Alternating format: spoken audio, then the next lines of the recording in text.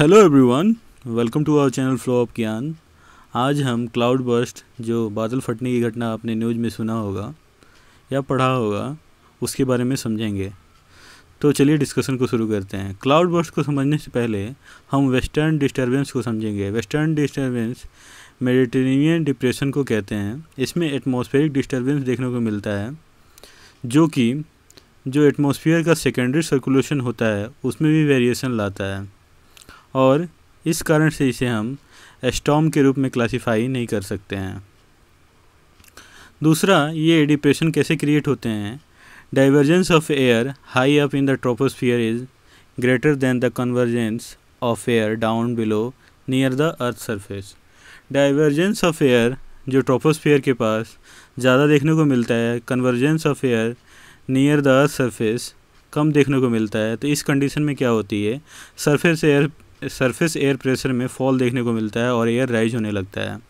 Coriolis force के कारण ये large circulating rising mass of air का निर्माण होता है एंटी क्लॉकवाइज डायरेक्शन में, जिसे डिप्रेशन कहा जाता है। इसके उलट भी एक सिचुएशन बनती है जिसमें zone of high pressure surface पे होता है और लो प्रेशर ट्रोपोस्फेयर के पास होता है। उसमें डिसेंडिंग एयर का निर्माण होता है जो फ्लो करता है क्लॉकवाइज डायरेक्शन में। इसे एंटी साइक्लोन भी कहते हैं। डिसेंडिंग एयर जो होता है एंटी साइक्लोन में एयर वार्मिंग करता है और एयर को लेस सेचुरेट कर देता है, जो यहाँ पे कंडीशन बनती है क्लियर वेदर की कंडीशन बनती है, क्लियर कंडीशन होता है। अब समझते हैं कि ये वेस्टर्न डिस्टर्बेंस बनते कैसे हैं। इसके लिए एक थ्योरी है जो कि नॉर्वेगियन मेट्रोलॉजिस्ट जैकब बर्कनिज और हेल्वोर सोलबर्ग ने दी है, पोलर फ्रंट थ्योरी। इससे वेस्टर्न डिस्टर्बेंस के बनने का मोमेंट और डिसिपेशन जो होता है मिडल लैटिट्यूड में, वो भी पता लगता है। उन्होंने मिडल लैटिट्यूड को एक एरिया ऑफ कन्वर्जेंस माना है, जहाँ पे दो अलग एयर मासेज मिलते हैं, जैसे कि कोल्ड पोलर एयर और वार्म सब ट्रॉपिकल एयर मिलते हैं एक बाउंड्री पे, तो वो वहाँ पे पोलर फ्रंट का निर्माण होता है। द पोलर फ्रंट में भी a continuous boundary. Polar front एक कंटिन्यूस बाउंड्री भी हो सकती है पूरे ग्लोब को सर्कल करते हुए, और ये बहुत ज़्यादा फ्रेगमेंटेड होती है सेवरल इंडिविजुअल लाइन सेगमेंट का निर्माण करते हुए। फर्दर इसके अलावा पोलर फ्रंट जो होता है नॉर्थ और साउथ की तरफ मूव करता है सीजन के अकॉर्डिंग, और ये विंटर में स्ट्रॉन्गर होता है, समर में वीकर होता है। पोलर फ्रंट के साथ ही एक अपर एयर वेस्टर्लीज का भी निर्माण होता है, जिसे हम पोलर फ्रंट जेट स्ट्रीम भी कहते हैं, जो डेवलप करता है, फ्लो करता है अपर एयर विंड के रूप में इक्वेटर से पोल की तरफ डाउन द प्रेशर ग्रेडियंट। तो वो डायग्राम से समझते हैं। इस डायग्राम में cross section of the average circulation of in the atmosphere को दिखाया गया है। 0 to 30 डिग्री में एयर राइज कर रहा है, असेंड कर रहा है, फिर डिसेंड कर रहा है। यहाँ पे असेंडिंग डिसेंडिंग एयर सब ट्रॉपिकल जोन के साथ सब ट्रॉपिकल जेट स्ट्रीम का निर्माण कर रहे हैं। वहीं 30 से 60 डिग्री के बीच में जो राइजिंग असेंडिंग एयर है और उधर से 90 डिग्री के पास से जो कोल्ड एयर आ रही है, उसके बीच में एक बाउंड्री बन रही है, तो पोलर जेट स्ट्रीम का निर्माण हो रहा है। पोलर फ्रंट का निर्माण हो रहा है और पोलर जेट स्ट्रीम का निर्माण हो रहा है। इसे अगर ग्लोबल लेवल पे समझे तो इस डायग्राम से समझ सकते हैं। इस डायग्राम में दिखाया गया है हैडली सेल और फेरल सेल। 0 डिग्री इक्वेटर के पास से लेकर 30 डिग्री के पास हैडली सेल का निर्माण होता है, नॉर्दर्न हेमिस्फीयर में और साउदर्न हेमिस्फीयर में। सेम वैसे ही 30 डिग्री से 60 डिग्री के बीच में फेरल सेल का निर्माण होता है, नॉर्दर्न और साउदर्न हेमिस्फीयर में। तो ये जो हैडली सेल और फेरल सेल के बीच में जो फ्रंट बनता है वो होता है सब ट्रॉपिकल हाई जेट स्ट्रीम का निर्माण होता है। वहीं फेरल सेल और पोलर सेल के बीच में पोलर फ्रंट का निर्माण होता है।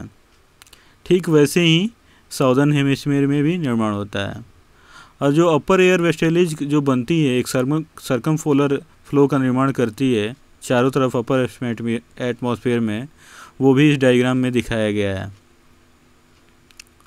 ये क्या होते हैं, ईस्टवर्ड टर्न हो जाती हैं कोरियोलिस फोर्स के इफेक्ट के कारण, और एक ब्रॉड सर्कमपोलर फ्लो वेस्टर्लीज विंड होती है चारों तरफ अपर एटमॉस्फेयर में, बिकॉज अपर एयर वेस्टर्लीज जो होती है वो किसकी वजह से बनती है, थर्मल ग्रेडियंट की वजह से। थर्मल ग्रेडियंट टेम्परेचर डिफरेंस की वजह से होता है between tropical and polar areas. It is not surprising that they are strongest in winter. Winter के समय में जो टेम्परेचर थर्मल कंट्रास्ट होता है वो ज़्यादा होता है, इसलिए ये विंटर के समय स्ट्रॉन्ग होती है। समर में हाई सन सीजन होता है और कंट्रास्ट टेम्परेचर का हेमिस्फीयर के ऊपर रिड्यूस हो जाता है, कम हो जाता है, इसलिए अपर वेस्टर्लीज जो क्या आती हैं स्लोली मूव करती हैं और टेम्परेचर ग्रेडियंट ट्रॉपिकल और पोलर एयर के बीच में स्पेशली विंटर में यूनिफॉर्म नहीं होता है, और ये जबकि कॉन्सेंट्रेटेड होता है। Where warm tropical air meets cold polar air. इसमें warm tropical air cold polar air से मिलती है और एक फ्रंट का निर्माण होता है, उसे ही पोलर फ्रंट कहा जाता है। विथ स्ट्रॉन्गर प्रेशर ग्रेडियंट, और यहाँ पे प्रेशर ग्रेडियंट जो होता है वो भी स्ट्रॉन्ग होता है। यहाँ पे एक पोलर फ्रंट जेट स्ट्रीम का निर्माण होता है जो 40 से 160 किलोमीटर की विड्थ में चौड़ाई में होता है और 2 से 3 किलोमीटर की डेप्थ में होता है। और पोलर फ्रंट जेट स्ट्रीम जो होते हैं एक फास्टर होते हैं और इंटरनल करंट ऑफ एयर होते हैं with in upper air westerlies. Westerlies के अंदर ये फास्टर और इंटरनल करंट ऑफ एयर होते हैं, जबकि पोलर फ्रंट जेट स्ट्रीम जो मिडल लेटीट्यूड में फ्लो करता है, another westerly sub tropical jet stream flow above the sinking air of sub tropical high. उसके ऊपर एक दूसरा सब ट्रॉपिकल जेट स्ट्रीम फ्लो करता है जो सिंकिंग एयर होता है सब ट्रॉपिकल हाई का, उसमें इन द मिडल लेटीट्यूड में।